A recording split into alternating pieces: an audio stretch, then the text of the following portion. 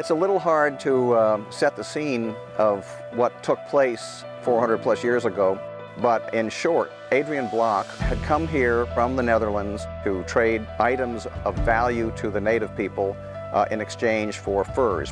They sailed up the East River through Hell Gate, which he named, and then spent the next several weeks exploring Long Island Sound. He called Long Island, he named it. He was the first European to know that it was in fact an island. He also knew that Manhattan was an island.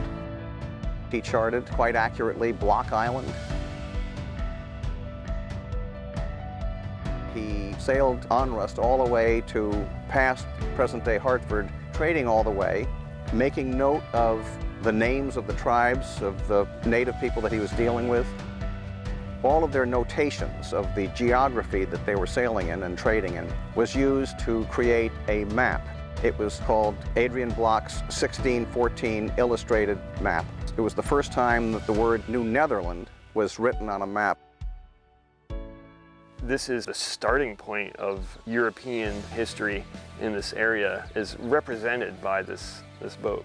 This recreation is built as close to how it might have been built in 1614 as it could possibly be. I think of this in a way as a time machine. We can't actually travel back into the 1600s, but this is as close as we can get. She had been lovingly built by a group of historians and people with a deep connection to Dutch history and early Dutch exploration, and who wanted to tell that story of the early New Netherlands and New Amsterdam colonies and the people involved. And that's why the boat was built. But the reason it's here now is because of the Connecticut River Museum seeking this vessel out and creating a connection between the nonprofit Onrust project that built this vessel and the Connecticut River Museum here in Essex. The Connecticut River Museum started operating the Onrust here at the dock in partnership with the Onrust project, and it's just gotten so popular the past few years. Almost every conversation I have with people who live in Essex or the surrounding community, everyone knows the Onrust. I mention the Connecticut River Museum and they say, the Onrust.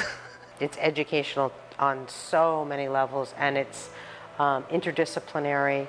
It meets Connecticut core curriculum standards. The kids learn how wooden sailing ships used to be made, and they learn to make rope, and they learn navigation skills and charting. They learn actually in that lesson specifically about Adrian Block. Then they have an opportunity to sit on the actual boat that we've talked about. You can tell a story, you can read a book about it, but to be able to put your hands on a halyard and help put the sail up or down and trim the jib and steer the vessel with the tiller, that's how education is reinforced. The students are spellbound by the stories that Captain Dan and our other educators can tell. We can transport them. In some cases, some of these kids have never been on a boat before, and connecting with history and with the water. I don't think I've ever had a school visit who hasn't requested that be part of their curriculum. And I feel like we're one of the few places that talks about the environmental history of the river. Microplastics or cleanups that are going on through the Connecticut River Conservancy. We have leaf peeping cruises with a naturalist on board. We have family events on there, community events we're doing. We do a pirate battle with the Essex steam train.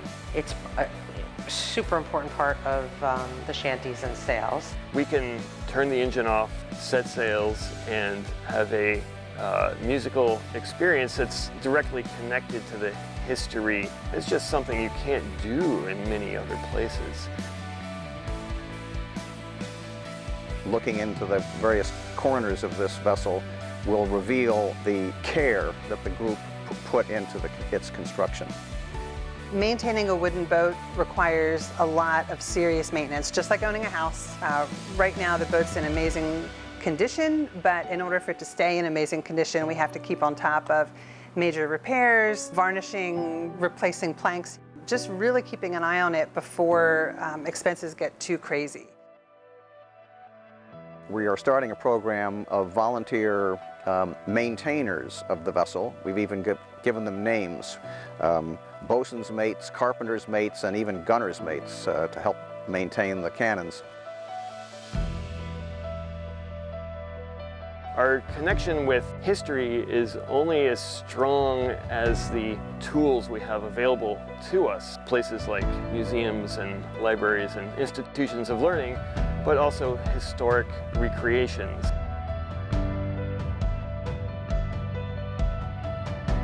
Passengers, both young and old, coming off this vessel with Dan and his capable crew having given them, in many cases, the experience of a lifetime.